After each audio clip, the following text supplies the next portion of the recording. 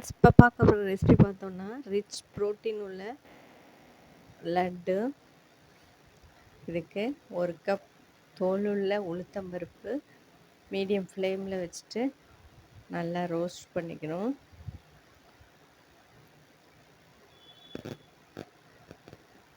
கரிஞ்சிடாமல் நல்லா செவரும், வாசனை வரும். அப்போ ஆஃப் பண்ணிக்கலாம், ஸ்டவ் ஆஃப் பண்ணிக்கலாம். இந்த அளவுக்கு இருக்கணும்.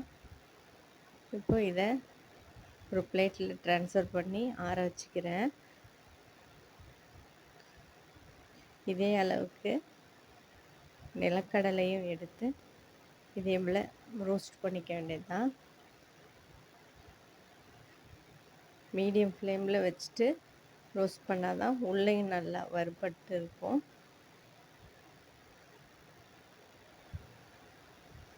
அதுவும் கொஞ்சம் அளவுக்கு ரோஸ்ட் ஆயிடுச்சு. ரோஸ்ட் பண்ணிவிட்டு நல்லா செவந்துடுச்சு.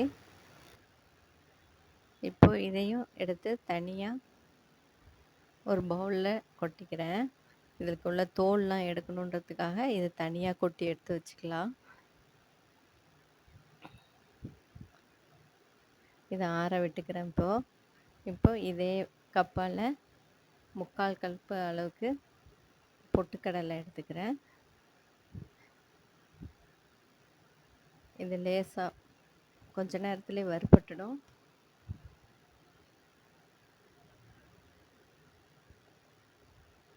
இதுவும் இந்த அளவுக்கு ரெடி ஆகிடுச்சு. இப்போ இதையும் தனியாக எடுத்து பிளேட்டில் போட்டுக்கிறேன். இப்போ இது எல்லாம் ஆறணும். நல்லா நிலக்கடலையை தோல் உரித்து எடுத்து வச்சுக்கலாம். இப்போ ஃபஸ்ட்டு உளுந்து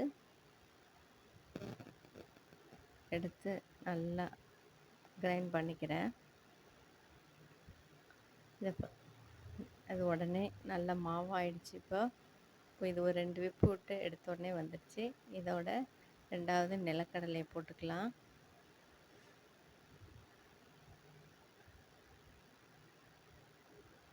இதையும் நல்லா கிரைண்ட் பண்ணிட்டோன்னா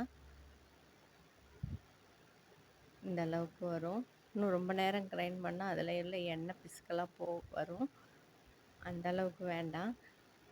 இப்போ அடுத்தது பொட்டுக்கடலையும் போட்டு கிரைண்ட் பண்ணிக்கிறேன்.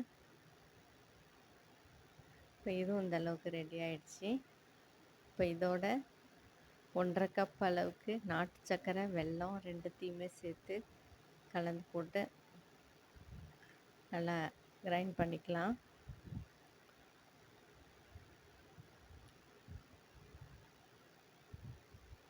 இப்போ இதை எடுத்து எல்லாமே ஒரு பவுலில் ட்ரான்ஸ்ஃபர் பண்ணிக்கிறேன். இதில் ஏலக்காய் எதுவுமே வாசனைக்குன்னு போடலை. இதில் உள்ள நிலக்கடலையே நல்லா வாசனை கொடுக்கும்.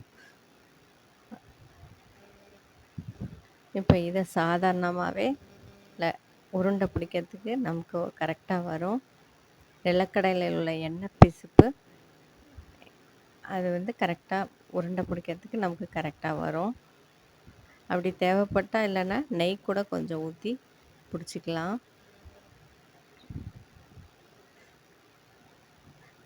வெல்லம் வேணாலும் போடலாம், நாட்டு சர்க்கரை வேணாலும் போடலாம்.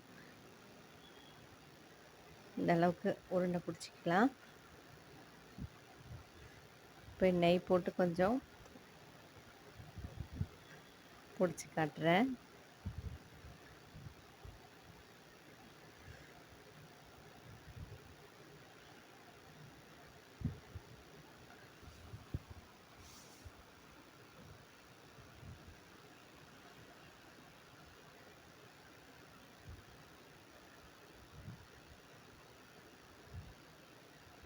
இது நல்லா கரெக்டாக கொஞ்சம் நெய்யும் சேர்ந்ததுனால அது இன்னும் கொஞ்சம் நல்லா ஈஸியாக வரும். இப்போது ரொம்ப டேஸ்டியான புரோட்டீன் அதிகமாக உள்ள உருண்டை ரெடி பண்ணியாச்சு. ரொம்ப சிம்பிளாகவும் டேஸ்டியாகவும் ரொம்ப டேஸ்டியாகவும் இருக்கிற ரெசிபி. இந்த வீடியோ லைக் பண்ணிங்கன்னா மறக்காமல் ஷேர் பண்ணுங்கள், சப்ஸ்கிரைப் பண்ணுங்கள், ட்ரை பண்ணி பாருங்கள். தேங்க்யூ.